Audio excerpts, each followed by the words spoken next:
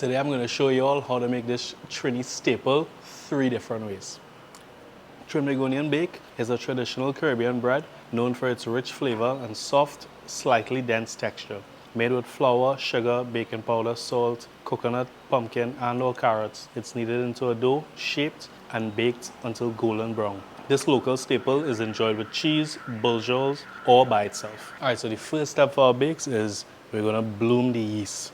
This will significantly shorten the entire bread making process and make life 100 times a lot easier. So what we're going to do here in each bowl, we have equal portions of warm water and honey. If you don't want to use honey, you could use brown sugar or another alternative sweetener of your choice. To that, we're going in with some instant yeast, and we just want to mix now just until our honey, yeast and water are all fully incorporated and we get as much of the clumps out of the yeast as possible. Now it's alright, you're probably not going to get all the clumps out, but that's fine. No big deal, it's not the end of the world.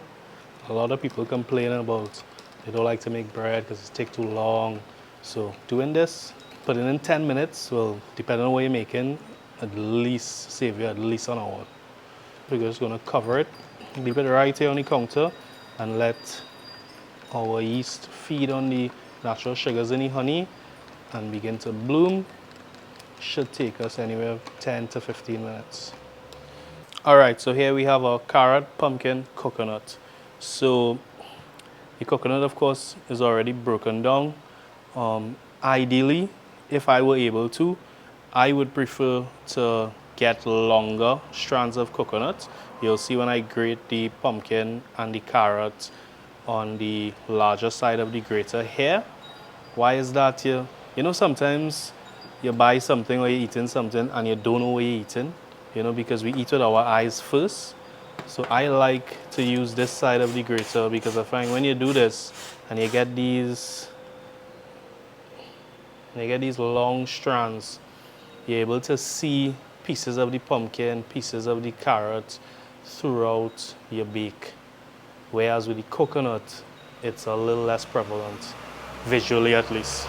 You'll definitely taste it because it's there, but you know, we eat with our eyes, our nose, before we taste. So we just want to grate our carrots and pumpkin. We're looking for 1/3 of a cup each before we start to knead our bakes. So what I like to do just to help get some grip on the pumpkin is rotate as I grate. So this kind of gives you all the ridges on each side to help prevent the pumpkin from sliding. Yeah, that's more than enough for the pumpkin. Same thing. I want to use as much surface area of the carrot as possible as opposed to holding it like this. I'm just holding it like almost at a 45 so I could get, let's see if I can show you, so I could get the same, this one broke, same length of strand or as close to the pumpkin as possible. So this recipe is very simple. It's 1/3 of a cup pumpkin, 1/3 of a cup carrot, 1/3 of a cup coconut. So it's very easy to swap out and substitute. Alright, so we're gonna get these in some containers, clear up and get ready to knead our bakes now. Alright, so 10 minutes has passed, so let's check our bloom. So we could just let Red come in and actually show the swelling of the container here. So that's just the natural gases starting to expand in the container. Alright, so you can see that layer of foam on top. So that tells us that our yeast is blooming. So before we add it to our flour, just going to give it one more stir. Then just pull it off the board. And then here we're just bringing in some all-purpose flour. To that, we're going in with some baking powder and salt. Of course, salt to add taste, flavor, baking powder to help with the rising of your bake and also to give it that light texture. So we're using two things to help with the proofing of the bake: yeast and baking powder. So you want to mix and evenly incorporate your salt and baking powder before you go any further. Next, I'm just making a well in the middle, and I'm going to add in my liquid. I'm not adding in any fat or the coconut as yet. Why? Because I want to use this opportunity to hydrate the protein in the flour and allow it some time to develop and get some structure for our bakes before we cut the fat into it and break up the protein strands with the coconut. So any solid is going to just break up the protein strands in your flour. So you want to use this time to knead your flour, bring it together before you add any solids. And of course, with baking, you always want to be cognizant of the temperature of your working area, humidity level, the temperature of your ingredients. I recommend you have all the ingredients at the same temperature, room temperature, unless specifically stated. So for instance, the warm water to help bloom the yeast faster, things like that. Yeah, this just helps with even baking.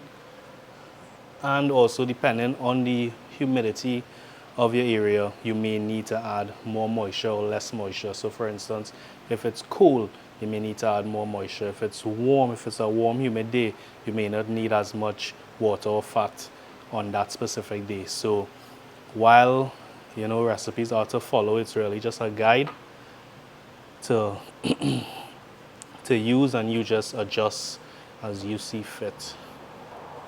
Alright, so I just added a little touch of water again because I just had some little dry specks. So remember, you could always add, but it's a lot more difficult to take away. So I just want to add as much as I need. And see, and I'm not rushing because I'm not rushing to add more moisture. Even though this is technically looking dry, the fat in the butter is going to add more moisture to your bake. So you always have to be aware of that when adding your water. So you see how it's clumping up together? That tells me it's hydrated.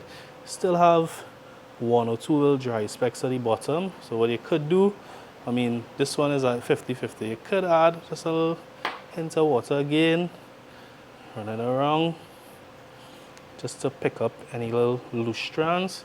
But you see when you hold it together, when you squeeze it how it's clumping up, that tells me it's hydrated.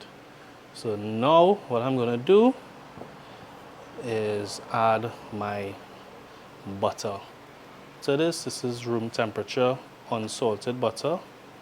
Unsalted because that way you could control the amount of salt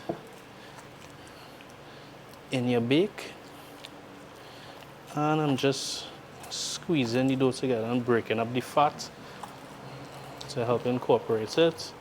And you can see the difference already in texture. See how much moisture it's added already. Look how the butter has brought our dough together. So you want to just make sure all your butter is melted. This is why the recipe calls for room temperature butter. So it just makes the incorporating of the butter a lot easier. So at this point, this is where you can check to see if you need to add more water. So what are you checking for? Well, you're looking at it. Does it look dry? Does it, most importantly, does it feel dry? And it looks a little dry. It doesn't feel dry. So I'm just gonna add, see if I can show you all. So here we had about a half ounce, or just over a half ounce. So I'm gonna add about a quarter ounce of water to that. And to incorporate it, just like with the butter, just press it into the dough and just squeeze it into the dough. Alright, now I'll use this time to go in with our coconut. So again, as I said before, you really want to add any solids last, because you want to give the protein in your flour a chance to develop its structure. That is what gives the bread its shape. That is what gives it its texture before you rush to add any solids. So I'm just bringing the sides into the center and pushing it down. You could already see you're getting that classic coconut bake look. And also with the coconut, the difference with the coconut as opposed to the pumpkin and especially the carrot is that the grated coconut also adds moisture to your bake. So that is also something you have to take into consideration. So at 3 different intervals with coconut bake, you're adding moisture. The water, with the butter, and with the actual coconut. Now, of course, with any solid particles that you're adding into flour, it is going to break up the protein strands. As I keep saying, this is why you will see these tears, if you want to call it that, throughout the dough. Yeah. So, I mean, that's also what gives the coconut bake its classic look. So that's the other thing to consider too. Is not that anything is wrong with the dough, it's just the solids, the solid matter, the coconut, the pumpkin, the carrot, whatever it is you choose to put in your bake is what is breaking up the protein strands. Yeah? Alright, so this is pretty much kneaded. So what I'm going to do now is transfer this to a greased bowl or dish or baking sheet and cover it with a warm damp cloth or cling wrap, or if your container has a cover, and you want to let this sit for at least an hour to 2 hours. All right, moving on to our carrot bake now. So just as with the coconut, we're going in with our salt and baking powder into our all-purpose flour. You want to evenly incorporate that before you add anything else to the flour. This just helps overall even baking. Make a well in the middle, and then we're going in with our yeast. So you can see how much even more foam on top, how much more bloom from the side here. So again, just as before, just give it a mix, going in with all, and we're going to hydrate our flour, allow the protein in the flour to develop its structure before we add in the fat and the carrots. And the difference with this, and you'll see, is that the carrot now will not really add as much moisture as the coconut or even the pumpkin. So it's always good. And well, I mean, just in general, whenever you're making any bread in general, it's always good to have some water and a little bowl of extra flour on standby in case you need it. And then like how to easily, if it's the first time you're making anything with flour, one way to know if your flour is hydrated is if it's clumping up like this. So you see like how this has clumped up, and when I leave it, it's still holding together. Even this piece I can leave here, and then here now broken apart. So here it's still dry. So what I'll do, I'll separate. I'll put the clumped dough to one side, and I'll leave the loose dry flour here, and then just go in with some extra water. So as you hydrate, you just clump it up, pull it to the side. So this will help to prevent you from adding too much water. Right, and just lastly, just a little bit here. Alright, and also use the opportunity to clean your bowl. You know, granny bowl is always clean. You want this to be a little stiff because the butter is going to add moisture and soften it. So I'm just going to add the room temperature unsalted butter. And I'm just using my hand to just squeeze it in. Break up the butter, so even distribution. I'm almost pinching the dough with my index finger and thumb. What I would say a big difference with this one with the coconut is that you want, whereas you have to be aware of the moisture in the coconut, so you don't want it too wet or at its peak moisture level for your coconut bake. With this, at this point, I want it at its peak moisture level because no more moisture is going into this unless I add water. Yeah, so while I'm kneading it, I'm feeling to see how it's feeling. It's very soft. Well, you can see. You can see how soft it is.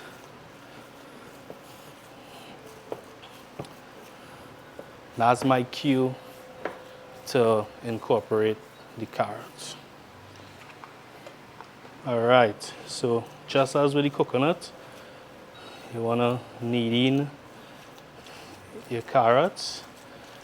Same pinching method here, just to incorporate because you wanna quickly incorporate your solid particles because you don't wanna over knead your dough because as I keep saying, the solid matter will break down the protein strands in your flour. Similar texture to the coconut bake, you are going to see these tears in the flour. That is just the protein strands just being teared from the carrots. This is how, Trinbagonian bake looks anyway, so it's not a bad thing. But this is why you want to be sure not to over knead your bake. So I'm going to do the same thing as I did with the coconut bake.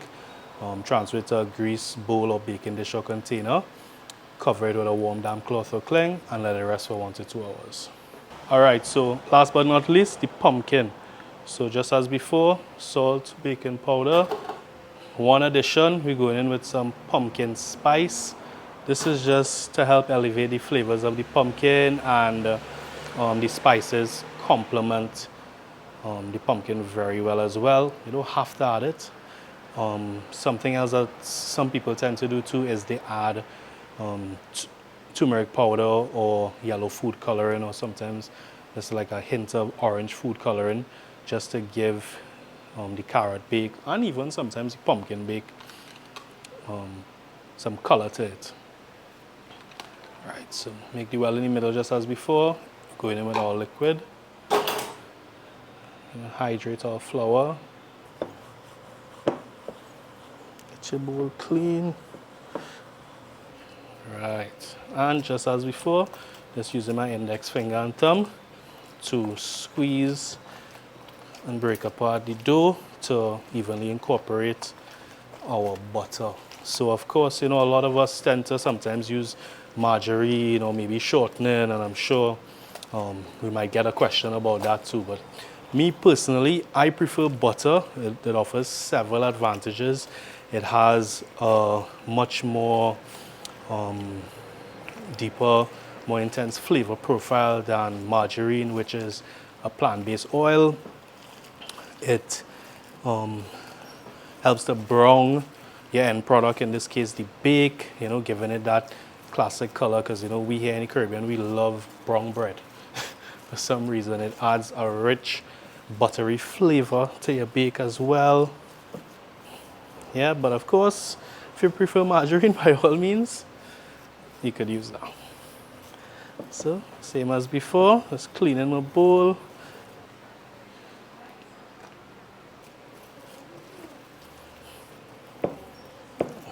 I'm just tucking in the sides. You see how much more moisture the pumpkin add? For being honest, this probably has a little too much moisture, but it's alright. It's still work with it. Just tuck in the sides, bring it together. We're gonna transfer this to a grease bowl, grease container, grease baking sheet, cover, and let rest for an hour to 2 hours. Alright, so now it's time to roll out, place our bakes on our baking sheets, and place in the oven. I have my oven preheated at 350 degrees Fahrenheit. Our bakes, well, you could pretty much watch it and tell, right? Here we have the coconut bake. Next to it is our carrot bake, and behind is the pumpkin, right? So here, I'm not using any flour, I'm not using any grease on the counter or anything like that. Because of the butter in the bake, this could roll out as is. So I'm just gonna bring it a little closer to me, and I'm just applying, I'm not really applying any weight, to be honest. I'm just using my hand, the weight of my hands. Of course, if you have a bigger rolling pin, I really don't know why I decided to use this smaller rolling pin, but that's all right. And I just wanna evenly roll it out, straight onto our baking sheet we go. I mean, you really don't even need to use a rolling pin, you know, I'm just using, you'll see the difference, just using my hand here to roll out the carrot straight onto our baking sheet. Spread it a little bit. You don't want to spread it too much on the baking sheet because you don't want to press it into whatever you're using as a non-stick agent. In this case, I'm using butter. You don't want it to absorb all the butter, so then it'll end up sticking to the baking sheet. And last but not least, let me just switch these out. Some people too traditionally at this point, once they put it on the baking pan, will take a fork to it. You don't have to do that. Let me just show you. I'll show you with the pumpkin. Again, is to allow any large air bubbles to escape, and this will help with even baking throughout. Right, so let's go over to the oven now. All right, so we have 3 bakes, so we're utilizing both racks in the oven. So I'm gonna start with the 2 on top and our pumpkin by itself at the bottom. This should bake, again, set at 350 degrees Fahrenheit. This should bake for no more than about 25 minutes. So what I'll do, after 12 minutes, I will rotate and turn the baking sheets to allow for even baking. All right, so 13 minutes has passed for our bakes. So now it's time to rotate and turn the baking sheets. And we're gonna check the results of stabbing them with the fork as well too, or at least the preliminary results. So I can't keep this oven open for too long. So this one here is the pumpkin bake. Just put it on top here, and so I could rotate the other two. You've seen a little dimple in the center, but more or less even distribution. See the carrot bake, I'm just turning it one time here. So you see the carrot bake is almost perfect. The coconut bake that I did not stab, see the little dimple in the middle here as well, already starting to brown. So this is why we want to rotate and turn for even cooking. So placing him at the bottom. Did I turn this? I can't even remember. Let me turn it here. No, I didn't turn it. How do I know that? Because the back of the oven always burns hotter. So you see how dark it is here? So put that side to the front, back in the oven, close them up before too much cold air enters, and set the timer for 12 minutes. Right, and after that, we'll show you all when we're taking it out. All right, so now it's time to check our bakes. 25 minutes is up. Let's check. Starts with the pumpkin. Oh wow, look at that color. And then our carrot and the coconut bake. More or less even browning throughout. And so earlier what I was talking about with why I like to grate the carrot and the pumpkin, because without even slicing it, you could already see. Let me just get something so we could show the bottom of it. Look at that. Again, as Granny used to say, brown bake. And when you know it cook, so it's hanging hollow. That's when you know it cooked and ready. Show you one more time.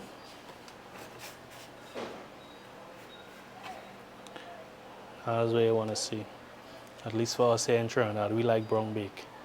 I know he's all cooked and ready. All right, so what we're gonna do now is transfer them to some wire racks and let them cool completely. You know, a lot of people love to eat hot bake, warm bake. We're gonna let it cool down, at least a little bit, before we slice and show you the inside. All right, so while our bake is cooling, we're gonna get started on the saltfish buljol. So we just go in with a little coconut oil, get that heated. To that, go in with some onion and hot pepper to taste, some diced pimento. Stir that up. Turn the fire between low to medium, and we want to let our onions cook until they're translucent. It should take about 60 to 90 seconds or so. And the best part about this recipe is if you prefer smoked herring, you could simply swap out the saltfish for the smoked herring. Alright, so let's give our onions a turn. Alright, so you can see how this starting to look a little transparent or translucent. That's our cue to go in with our salted cod. So what I did was I just boil it. I just boil it in some water to extract as much of the salt out of it as possible. And the safest thing to do is after you boil it once, just taste it to see if it's at your salt level. If not, you could boil it a second time. And remember, you could always add salt at this point, but it'll be very difficult to take away the salt. While I was talking, I added in the garlic as well. I don't like to add the garlic too early because when garlic burns, it gets very bitter in taste. I'm going to fully incorporate all this. I'm dropping my heat down to low.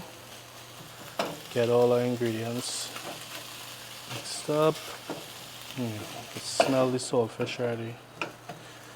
Alright, so what I'm going to do now is I'm actually going to switch off and I'm going in with some diced tomatoes. So it'll add a little color, a little sweetness, freshness to the saltfish. Then we go in with some fresh avocado. So I'm going to show you how easy it is. So straight from it whole, you just cut it in half and you can just dice it while it's still in the skin, and then you can just squeeze your hand here. So I'm squeezing it and I'm just using its skin to just pull it out. And lastly, just freshly chopped shallot belly. We're adding these three ingredients in after the fire has been turned off and our saltfish and onion and peppers have been sauteed, because we want to take full advantage of the freshness of the shallot belly, the bite of the tomato, the freshness of the tomato, the creaminess of the avocado. Yeah, so we're just waiting now for our bakes to cool, and we're gonna fill them with some saltfish buljols. Alright, so now our bakes are cool. Now it's time to slice open. So, but before I slice open again, just another reminder. Key signs for doneness is color. Look at this golden brown color. When you flip it over, again, same golden brown or slightly even darker than the top color. That's what you're aiming for. And again, we love to eat hot bake, warm bake, whatever you want to call it. We allow these to cool. Ideally, you want it to cool down to room temperature before slicing. This is still a little warm, but just for y'all, we just want to slice it open and show you. Let me just slice it one more time so y'all can get real shots. So look at that. Tight crumb. You've seen all these specks of the coconut, just nice and light, but still firm enough. You know, we ain't eating air, we eating bread. You know what I mean? But still light. Alright, so we're gonna move on to the carrot now. Alright, moving on to the carrot now. So before we slice, remember I said earlier why I prefer to grate it so that we could see and know what we are eating. So you see all these specks of carrot. Alright, so let's slice open now. Oh, look at that. Look at that, oh my God. So again, you see? We know what we're eating. It's carrot. The color has almost leached into the flour as well. And remember, we added no color in. Look at that. So we will squeeze this. Oh my God, this one is even softer than the coconuts. All right, so just as with the carrot, we know what we're eating. You can see all these specks of pumpkin, all this grated pumpkin.